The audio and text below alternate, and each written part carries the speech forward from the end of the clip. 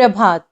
आज मैं शालिनी आपके समक्ष 12वीं कक्षा की सहर्ष स्वीकारा है कविता के तीसरे और चौथे काव्यांश की व्याख्या समझाऊंगी। सचमुच मुझे दंड दो कि भूलूं मैं। तुम्हें भूल जाने की दक्षिण ध्रुवी अंधकार अमावस्या शरीर पर चेहरे पर अंतर में पालूं मैं, झेलूं मैं उसी में नहालूं मैं। इन पंक्तियों में कवि ने अपने अहंकार के लिए, मैं अर्थात अहंकार, अपने अहंकार के लिए अपने आप को ही दंडित करने के लिए प्रार्थना की है कि सचमुच मुझे दंड दो कि भूलूं मैं तुम्हें भूल जाने की। कवि कहते हैं कि हे प्रभु, मैंने आपको भूलने का जो अपराध किया है उसके लिए आप मुझे सच में ही दंड दो। मैं उसके लिए आपसे माफ़ी नहीं मांग रहा। और कवि दंड के रूप में क्या मांग रहा है? कवि कह रहे हैं कि कवि अपने लिए ही कह रहे हैं कि दक्षिण ध्रुव पर अमावस्या की रात्रि के समान फैले रहने वाले अंधकार जैसी सजा प्राप्त करना चाहता है।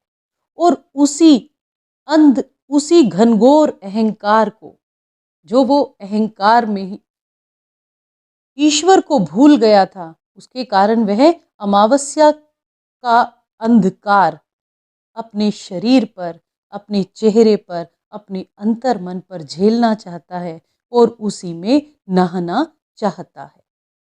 इसलिए कि तुमसे ही परिवेष्टित आच्छादित रहने का रमणीय यह उजाला अब सहा नहीं सहा जाता। अब कवि को अपनी गलती का एहसास हो जाने के बाद अब उससे ईश्वर का चारों ओर छाया रहने वाला उजाला बर्दाश्त नहीं हो रहा। वो जो चारों तरफ प्रकाश ही प्रकाश छाया हुआ है वो सहन नहीं होता। ममता के बादल की मंडराती कोमलता भीतर पिराती है। जो ममतामयी बादल हैं वो सबको सुख देते हैं। कवि चाहता है कि ईश्वर उसकी सजा के रूप में उसके ऊपर फैली हुई अपनी ममतामयी बादलों की भांति मंडराती हुई कोमलता को हटा ले, क्योंकि अपराधी होने के कारण उसे उसकी यह आत्मा कमजोर और क्षमताहीन लगती है। कवि कहता है कि कमजोर और अक्षम्य अब हो गई है आत्मा यह, छटपटाती छाती को भवितव्यता डराती है, बहलाती सहलाती आत्मीयता बर्दाश्त नहीं होती है। यहाँ कवि कह रहे हैं कि अब जो ये ममतामयी कोमलता, अब ये ममतामयी कोमलता मुझे अंदर ही अंदर पीड़ा पहुंचाती है। कवि कहते हैं कि अपने द्वारा किए अपराध के कारण अब उसकी आत्मा कमजोर और अक्षम्यहीन हो गई है तथा उसका हृदय हर वक्त बेचैन रहता है। छटपटाती छाती को भवितव्यता डराती है, उसका हृदय हर पल बेचैन रहता है। अब उसे भविष्य को लेकर के चिंता होने लगी है, भविष्य की आशंकाएं उसे डराने लगी है। अब उससे ईश्वर का बहलाने और सहलाने वाला अपनापन अब सहन नहीं हो रहा। जो रिश्तेदार और हमें कोई भी तकलीफ होने पर बहलाने का सहलाने का प्रयास करते हैं, वो अब मुझसे सहन नहीं हो रहा। कवि कह रहे हैं कि अब वो मुझसे बहलाती सहलाती आत्मीयता, वो जो अपनापन है, अब वो मुझसे बर्दाश्त नहीं हो रहा।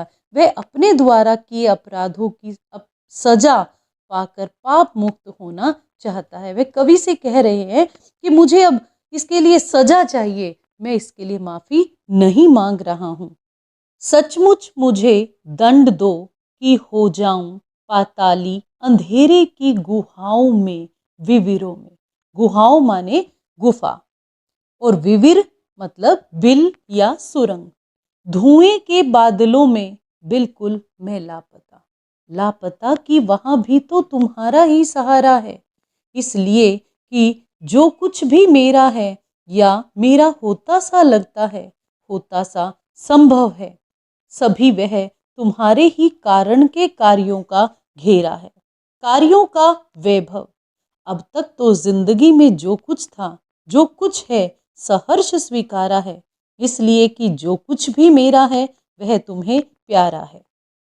इस काव्यांश में कवि ने रहस्यवादी भावना का परिचय देते हुए आत्मा व परमात्मा के अटूट संबंध का वर्णन किया है।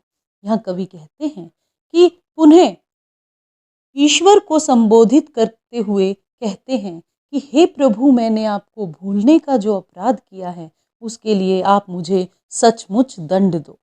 और कवि दंड के रूप में क्या कह रहे हैं? वे कहते हैं कि हे प्रभु, आप उसे पाताल लोक में पाई जाने वाले अंधकार से परिपूर्ण गुफा के बिलों में, और बिल के अंदर भी, गुफा के अंदर भी अगर कोई बिल है तो उस बिल के अंदर मुझे लापता कर दो। और लापता किस तरह? जैसे धुएं के बादलों में पूरी तरह से वो लुप्त होना चाहता है।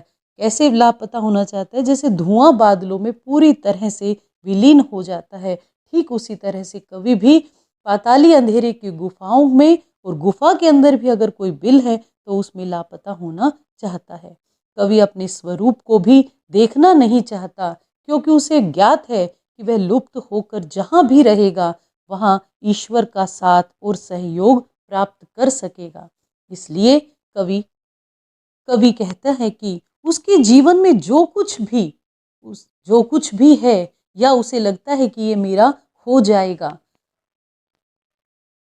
वह सब ईश्वर के द्वारा दिए गए साधनों के कार्यों का ही फैलाव है, तथा उसके जीवन की तमाम शान शौकत जो भी कुछ है वो सब ईश्वर का ही आशीर्वाद है।